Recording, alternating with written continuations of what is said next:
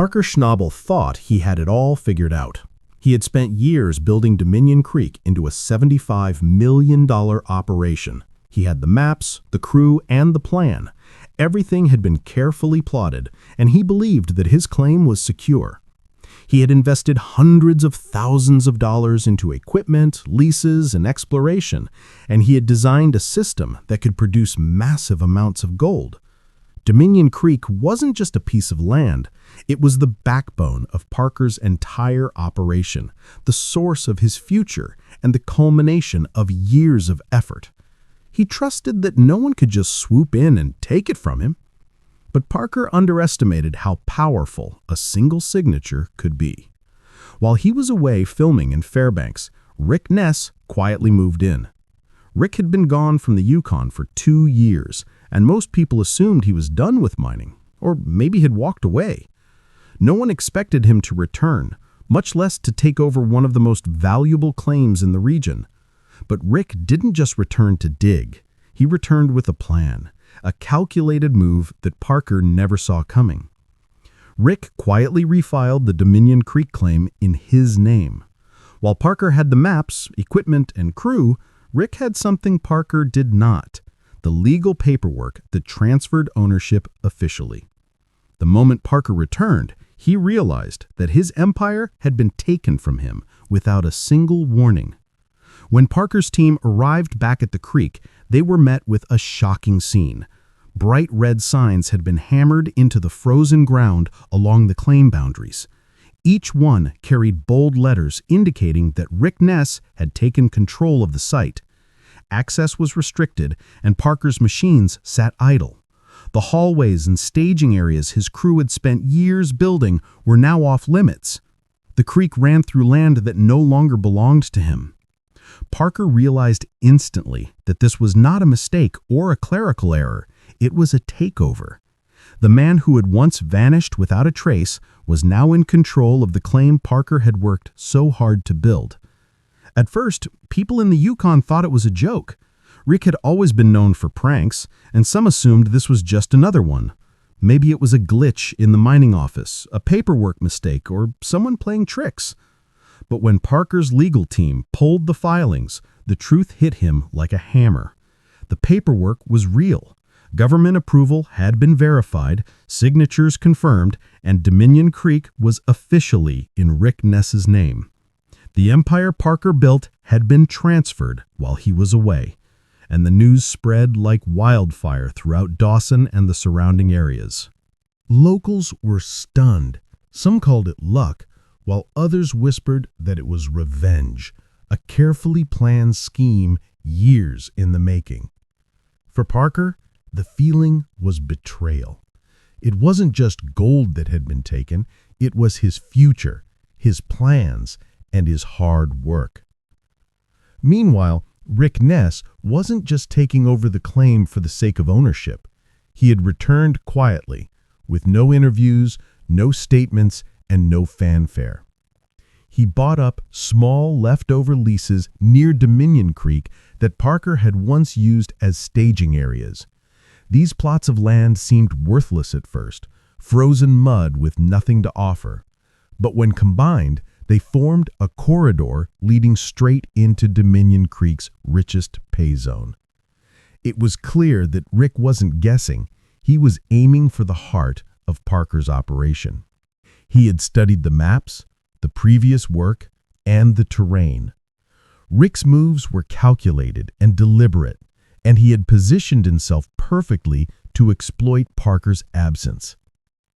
To pull this off, Rick had help. Records eventually revealed that his new operation was backed by a private equity group from Alberta known for hostile mining takeovers. This same group had tried to buy Dominion Creek directly from Parker the previous year, but had been turned down. Now, instead of approaching Parker, they stood behind Rick, providing everything he needed: massive fuel contracts, new wash plants, loaders, and even legal support. Their goal was simple: total access to Dominion Creek's gold reserves. Rick, however, had his own personal objective. He didn't just want control of the land, He wanted to dismantle Parker's empire. He wanted the maps, the channels, and the claim that Parker had built over years. His return wasn't about cameras, fame, or redemption. It was about revenge. As Rick prepared his operation, Parker's reality sunk in. Dominion Creek was no longer just a claim. It was his empire, his $75 million plan, his livelihood. Every ounce of gold Parker had projected for the season, every lease he had planned to renew, and every stage of production was suddenly under threat. Fuel contracts paused, truck schedules froze, and equipment companies delayed deliveries.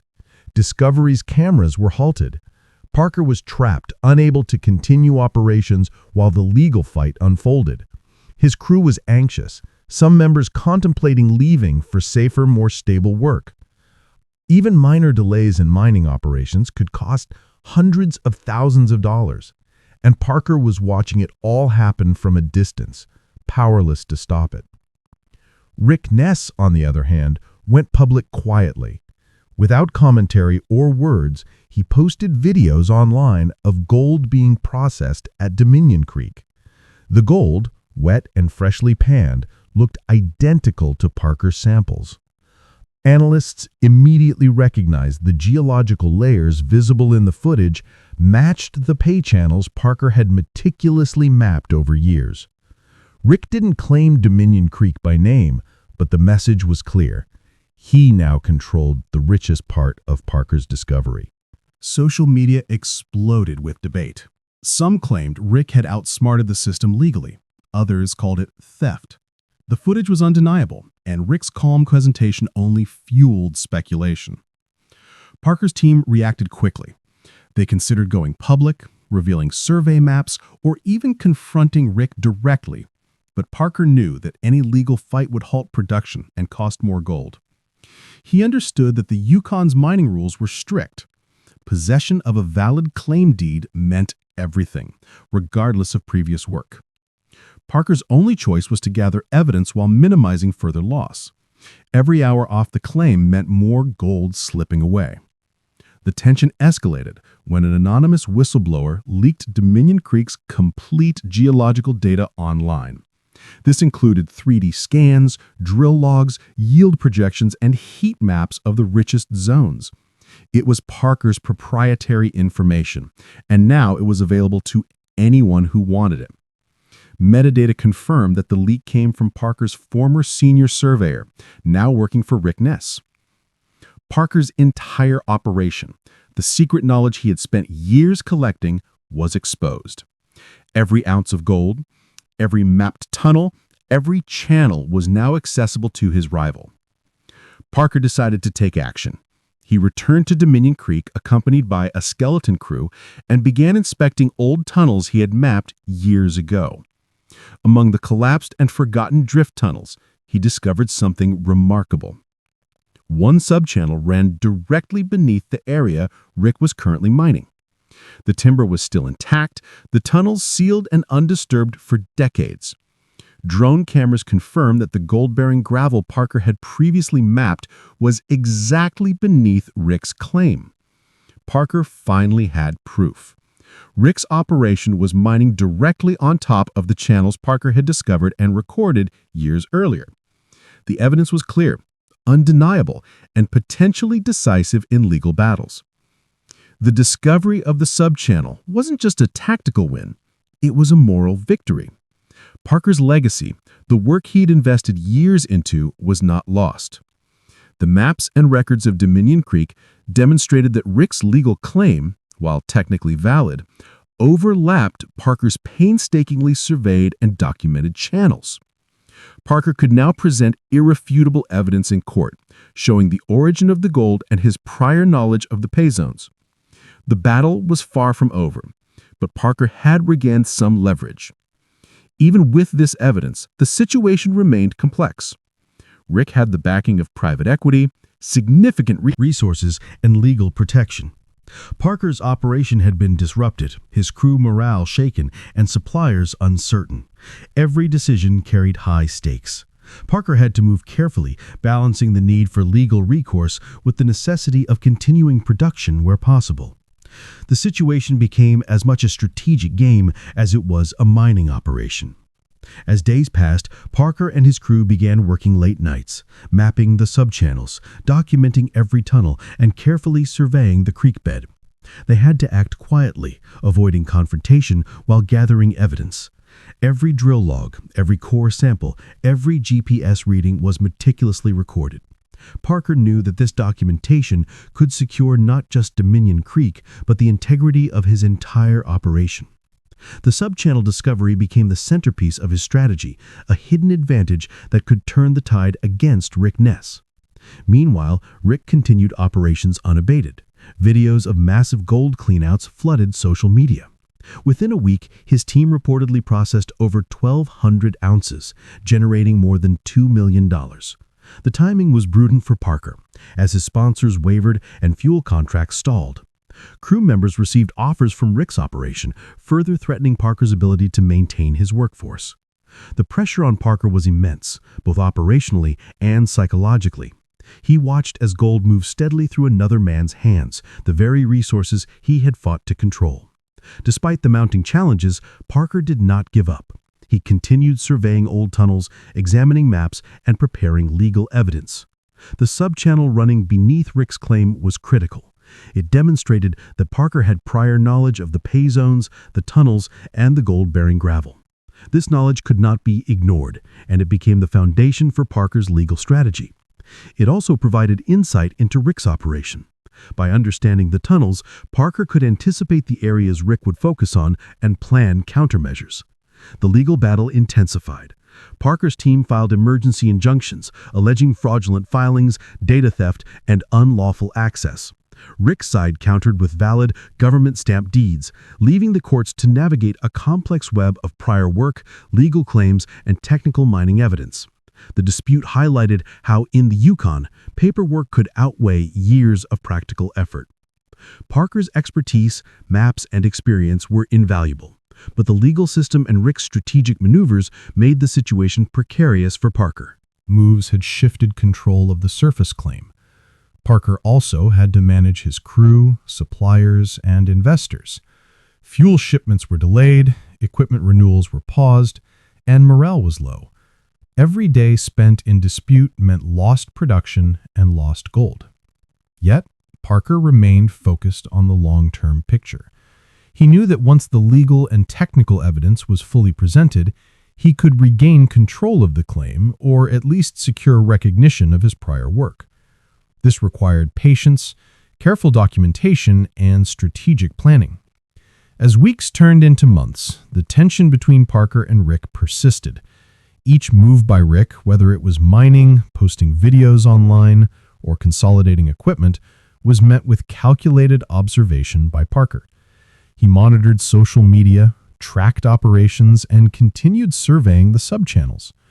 Parker's understanding of Dominion Creek became more detailed than ever, with insights into underground drift tunnels, pay channels, and gold deposits. The advantage was subtle, but significant.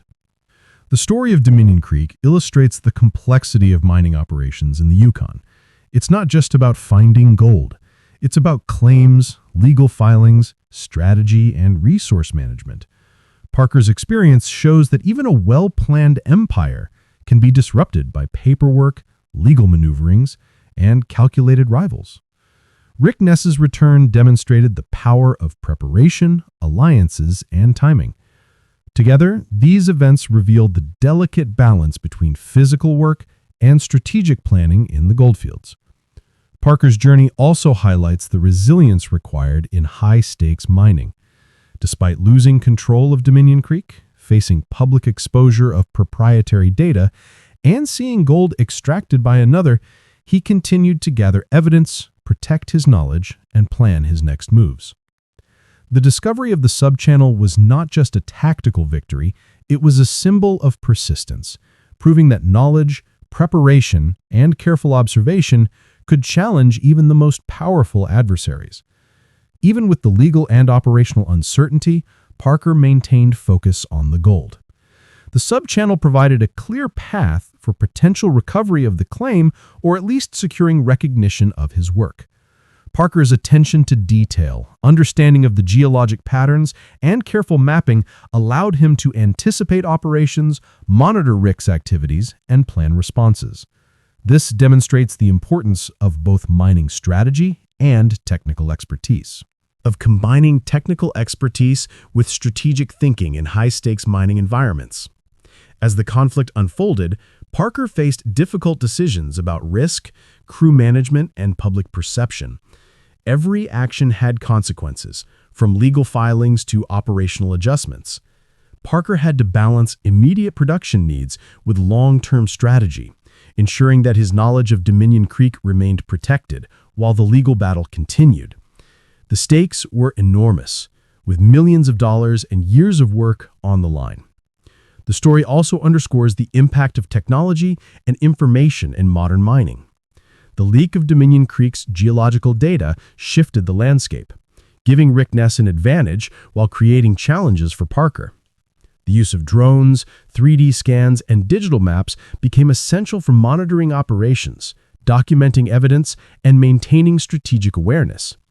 Parker's ability to adapt to these challenges demonstrates the evolving nature of mining, where information management is as critical as physical labor.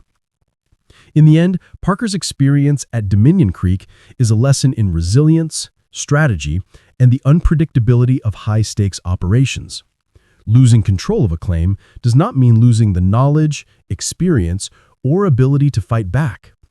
By carefully documenting underground channels, monitoring operations, and leveraging legal expertise, Parker maintained a path toward reclaiming his work. The battle between Parker and Rick Ness illustrates the complexity of mining in the Yukon, where legal claims, strategy, and operational execution intersect in ways that can dramatically impact fortunes. Even as Rick's operation produced significant gold, Parker continued to build his evidence and prepare for future moves. His focus was unwavering, driven by years of investment, experience, and knowledge of Dominion Creek. The subchannels beneath Rick's claim remained Parker's key advantage, offering proof of prior discovery and the potential to challenge ownership. In the high-stakes world of Yukon gold, every ounce, every map, and every legal document carries enormous weight. Parker's story also emphasizes the human element in mining. Crew loyalty, morale, and trust are critical factors. The whistleblower who leaked Dominion Creek's data represented a breakdown in loyalty and trust, showing how internal dynamics can influence outcomes. Parker had to navigate not only legal and operational challenges, but also relationships within his team. Maintaining focus, leadership, and strategic awareness under such pressure is a hallmark of experienced miners in the Yukon. The ongoing conflict also highlights the importance of alliances and backing. Rick Ness's partnership with the private equity group provided him with resources, legal support, and operational capacity that Parker could not match in the short term. This demonstrates how financial and strategic alliances can shift power in high-stakes industries, even when one party has the knowledge, experience, and proven success. Despite the immense challenges, Parker's resilience and focus on Dominion Creek subchannels offer hope. By carefully documenting the tunnels, mapping gold deposits, and preparing legal evidence, Parker positions himself to regain control, protect his work, or secure recognition. His response illustrates the value of preparation, persistence, and strategic thinking in environments where fortune, knowledge, and legal standing intersect. As the story continues to unfold, Dominion Creek remains a central point of contention. The gold beneath the creek, the tunnels, the channels, and the proprietary data are all critical assets. Parker's efforts to monitor Rick's operations, document evidence, and maintain crew focus demonstrate the complexity of mining strategy. In the Yukon, control of a claim is not just about holding land. It is about managing resources, information, and legal standing with precision and foresight. The Dominion Creek saga also provides insights into the broader mining culture. The Yukon. Rivalries, strategic maneuvering, legal challenges, and operational execution all intersect to shape outcomes. Parker's experience highlights the importance of preparation, adaptability, and resilience. The interplay between legal filings, physical work, and information management can determine the difference between success and setback in high-stakes mining operations. Even as Rick Ness continues operations, Parker's knowledge of the subchannels provides a significant advantage. By understanding the geological patterns and mapping the underground tunnels, Parker can anticipate Rick's actions, plan legal strategies, and maintain operational awareness. This knowledge is invaluable in high-stakes disputes, where physical possession of the land does not necessarily translate to complete control over the resources. Parker's ongoing strategy emphasizes the integration of technical expertise, legal knowledge, and operational planning. The subchannels beneath Rick's claim provide irrefutable evidence of prior discovery and serve as a basis for potential legal recourse. Parker's careful documentation of these channels demonstrates the importance of maintaining detailed records and strategic oversight in complex mining operations. As the weeks progress, Parker continues to monitor the situation, adapt his strategy, and prepare evidence for legal proceedings. Every move by Rick Ness is analyzed, every new cleanout documented, and every operational change observed. Parker's resilience and strategic focus underscore the importance of preparation, adaptability, and careful planning in high-stakes environments. The Dominion Creek conflict also illustrates the value of patience and long-term thinking. While Rick Ness may control the surface claim, Parker's prior knowledge, documentation, and subchannel evidence provide leverage that can influence outcomes. By maintaining focus and preparing evidence meticulously, Parker positions himself to reclaim his claim or secure recognition of his prior work. Throughout this ordeal, Parker demonstrates leadership, strategic thinking, and resilience. Despite setbacks, data leaks, and operational disruptions, he continues to protect his interests, monitor the claim, and prepare legal and operational responses.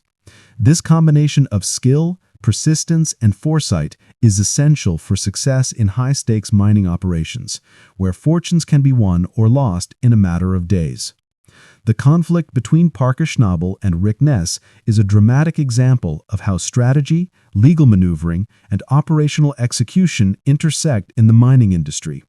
Parker's experience highlights the importance of careful planning, detailed documentation, and adaptability. Even in the face of significant challenges, persistence and knowledge can provide the means to challenge powerful adversaries and reclaim control over valuable resources. Parker's journey at Dominion Creek is far from over. With the subchannels providing irrefutable evidence of prior discovery, his legal team working on injunctions, and the crew continuing to support his efforts, Parker maintains hope. The battle is not just about gold, it is about strategy, resilience, and protecting the legacy he has built. His focus, determination, and careful planning demonstrate the qualities necessary to navigate high-stakes disputes in the Yukon. Even with Rick Ness producing record amounts of gold, Parker's insight into the subchannels, tunnels, and geological patterns provides him with a crucial advantage. This knowledge allows him to anticipate operations, plan strategic responses, and maintain leverage. In the high-stakes world of Yukon gold, knowledge, strategy, and preparation are as valuable as the gold itself. Parker's story underscores that mining is not just about physical effort. It is a combination of strategy, legal acumen, operational planning, and relationship management. Crew loyalty, investor confidence, and supplier cooperation all play critical roles. Parker's careful approach ensures that he maintains control over critical knowledge, anticipates adversary moves, and protects his long-term interests while navigating the immediate challenges on the ground.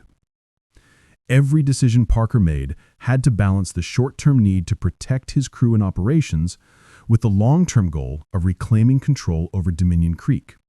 He knew that rushing into confrontations, legal filings, or public disputes could cost him not only money, but also credibility in the Yukon mining community. Patience and strategy became his most valuable tools. While Rick Ness continued his aggressive operations, Parker focused on gathering undeniable proof of his prior work. The subchannels beneath the claim were central to this effort.